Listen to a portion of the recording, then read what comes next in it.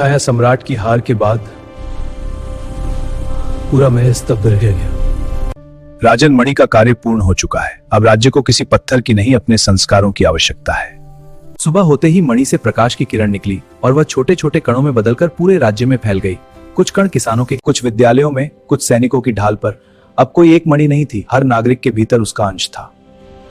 याद रखना, शक्ति विरासत में मिल सकती है, पर विश्वास कमाना पड़ता है। और कहते हैं, उस राज्य की सबसे बड़ी पहचान उसका खजाना या सेना नहीं। हाँ, हम सब मिलकर एक्सपर में। मंदिर में अब मणि दिखाई नहीं देती, पर जब भी कोई राजा या प्रजा सत्य का मार्ग राश में चमक उठती है। सदियां बीत गई, महल खंडहर बन चुका था, जनसभा की परंपरा इतिहास की पुस्तकों में सिमट गई। उसी राज्य की भूमि पर अभी पुराराग की खुदाई में मंदिर के अवशेष मिले। एक युवा शोधकर्ता वहां काम कर रहा था।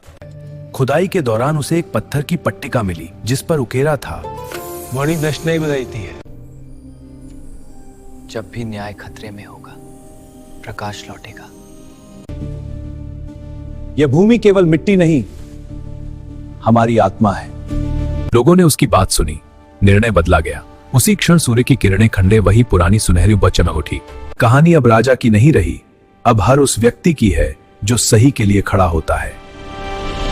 क्योंकि मणि अब किसी मंदिर में नहीं, हम सबके भीतर है।